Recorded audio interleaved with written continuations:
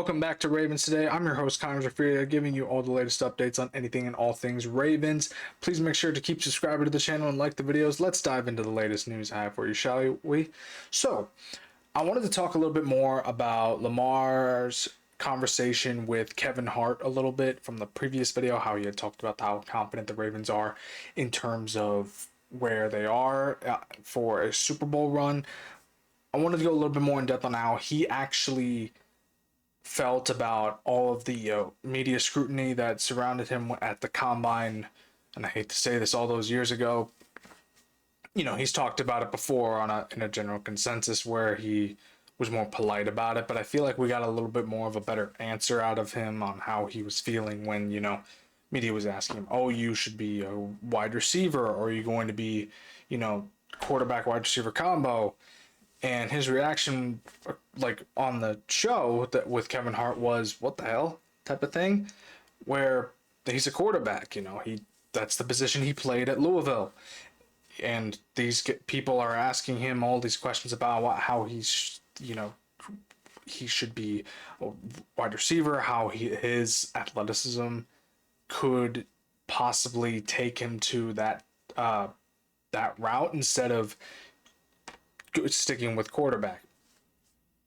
And it's one of those things where we got a little bit more out of the polite answer for it, and which we have seen before, but it was more, there was a level of confusion there, and we got a little bit more rawness out of the answer rather than it being polite and saying, no, I'm a quarterback and everything. So obviously he's talked about this before, but at the same time, it's nice to see like the level of honesty on how he truly felt that day versus his answers that he gave at the combine, the answers he's given to official media outlets. He was Lamar being Lamar, where he was really, we got some real like answer out of him that wasn't professional, where again he said, what the hell, like, I'm a quarterback, I set records at Louisville and everything, and these people want or think that I should be a wide receiver. No, I'm a quarterback. And look what happened. 2-time MVP, what if not the best quarterback in the NFL right now. So it's just something to note on, that we got a little more honesty, and I'm behind Lamar 100% that he should have been a little bit angry at the questions that he was asked. Moving on to something a little more closer to home, Roquan was asked about the Aaron Rodgers pickup by the Steelers, and Roquan Smith was a former Bears, so there's a little bit more personal vendetta against Rodgers because Bears Green Bay rivalry. So he said he wants Aaron Rodgers more than anyone. He wants to get him. He wants to sack him. Well, obviously, Kyle Van Noy has mentioned before that Aaron Rodgers is one of those few quarterbacks that has eluded him, so he wants to get Aaron Rodgers too.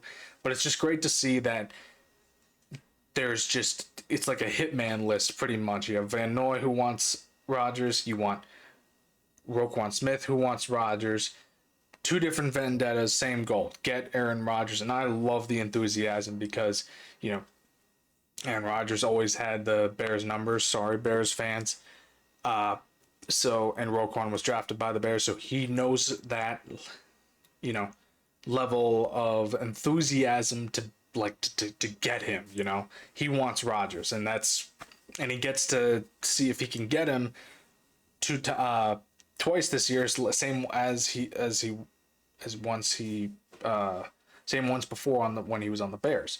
Kyle Van Noy gets his chance at him more often now because again, the Ravens face the Steelers twice a year. So again, it's just great to see the level of enthusiasm from Ravens players saying that they just want Aaron Rodgers, whether it's personal or whether it's just a vendetta against him. But sorry, Aaron Rodgers, I think that you're not coming out of a Ravens game without any bruises or anything like that. I think you are going to come out of the game feeling a little bit battered. Anyway, moving on, I wanted to talk a little bit more about the trade for Thibodeaux. and why the Ravens should avoid it, because, rumors are rumors. Ravens looking for a young pass rusher is a good idea, but it depends on what we are being offered and what we can give in return. I think that they should. I've mentioned in previous videos, I don't think this is happening. I just think that they should avoid it altogether. One, because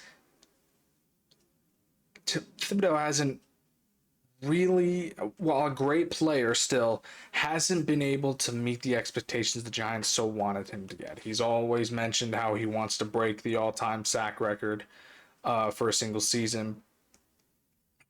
And so far, he hasn't even come close. So for me, it's kind of like maybe he needs a new perspective from another team. That's great. I think that he would thrive on another team. I hope he does.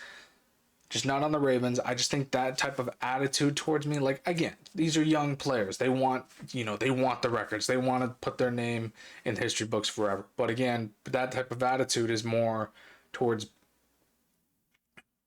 I want versus I want what to do what's best for the team. I want to be on the team that supports me, and I will support the team in any way I can.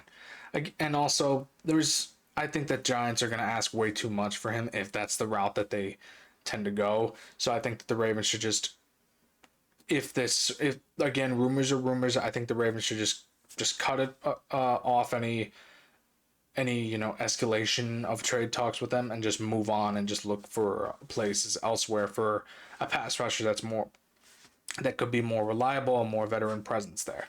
But again, rumors are rumors. Until anything really is set on the table, that's what it's going to be. Moving on with this trade with the Ravens and Steelers, there's a lot of debate now, or not this trade from the Steelers for the Dolphins.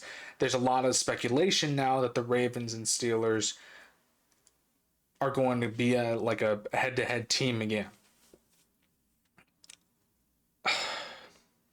Yes, the Steelers got Jalen Ramsey and Jonnu Smith and a 7th round draft pick from the Dolphins.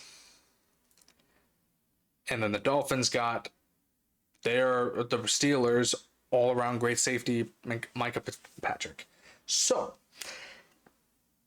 what gives people the right to believe that the Ravens and Steelers are going to be at the same level of competitiveness that they have been before? Every time for the last few years, the Ravens have only lost to the Steelers because the Ravens get in their own way. Only reason. It's not because the Steelers are better than the Ravens. That the Ravens are better than the Steelers. Hands down. Have been for the last few years.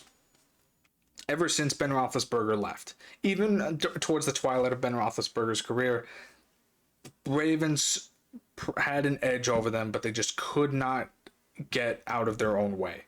So, Ravens are the better team. On paper, they are one of the best teams. This is all on paper. On paper, because we know injuries happen.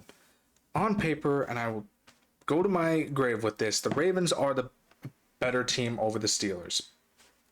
I have friends that are Steelers fans. They're probably going to tell me otherwise.